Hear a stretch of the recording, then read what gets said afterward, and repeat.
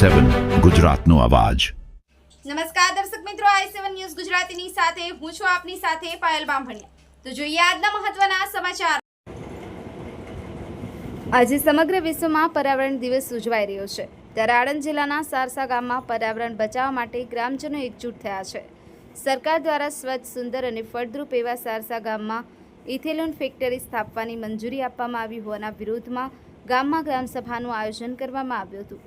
અખિલ ભારતીય સંત સમિતિના અધ્યક્ષ અવિચાલદલ દાસજી મહારાજના અધ્યક્ષસ્થાને યોજાયેલી આ ગ્રામસભામાં સાંસદ મિતેશ પટેલ, પૂર્વ સાંસદ જયંત પટેલ સહિતના નેતાઓ અને મોટી સંખ્યામાં ગ્રામજનો હાજર રહ્યા હતા।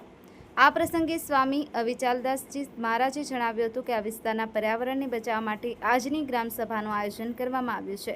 આખી સરકાર આજે વૃક્ષો વાવવામાં અને પર્યાવરણ બચાવવામાં વ્યસ્ત છે, ત્યારે અહીં હરિયોભર્યો વિસ્તાર નષ્ટ કરનારા પ્રોજેક્ટની મંજૂરી આપવામાં આવી છે। તેમણે વધુમાં જણાવ્યું હતું કે આ પ્રોજેક્ટથી આસપાસના 50 કિલોમીટર વિસ્તારમાં નુકસાન થવાની શક્યતા છે। ગ્રામજનોનું કહેવું છે કે આ ફેક્ટરી શરૂ થતાં ગામની હરિયાળી, ખેતી, પાણી અને હવાની ગુણવત્તા પર ગંભીર અસર પડી શકે છે। તેથી મંજૂરી રદ કરવાની માંગ સાથે ગ્રામજનો અને સ્થાનિક આગેવાનો દ્વારા વિરોધ વ્યક્ત કરવામાં આવ્યો છે। પર્યાવરણ દિવસ જેવા દિવસે ઝૂપેલો આ મુદ્દો હવે સમગ્ર વિસ્તારમાં ચર્ચાનો વિષય બન્યો છે। હવે સૌની નજર સરકારના આગામી નિર્ણય પર છે। Bureau chief Narendra Sharma, i7 news Gujarati, Anand.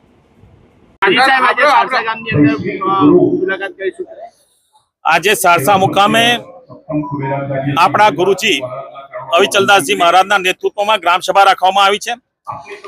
Sarsa મુકામે ઇથેનોલ પ્લાન્ટ માટેની રજૂઆત આવેલી છે ને ઇથેનોલ પ્લાન્ટ ખેડૂતોને ખેતરમાં નુકસાન કરી છે, એ માટેની રજૂઆત મારે કાર્યાલય સુધી એક વીક પહેલા સંજયભાઈ, જિલ્લા પંચાયતના પૂર્વ સદસ્ય, જિલ્લા પંચાયત જીતેલા સદસ્ય, સરપંચશ્રી અને સૌ વડીલો મારા કાર્યાલયે આવેલા હતા। મેં ત્યારે પણ એમને કહ્યું હતું કે હું સારસા ગામના હિતમાં જે કંઈ નિર્ણયો લેવાના છે તમારી સાથે સરકાર સુધી આવવા માટેનો હું બંધાયેલો છું।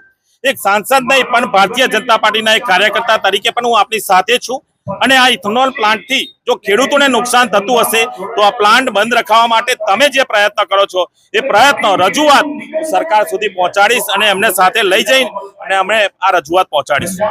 આ રજૂઆત જ્યારે આ ગ્રામસભામાં હું આવ્યો છું અને આપણા આચાર્ય અવિચલદાસજી મહારાજે મને જ્યારે કરી છે, મારી પૂરી જવાબદારી આવે છે, એ જવાબદારી હું નિષ્ઠાથી નિભાવીશ।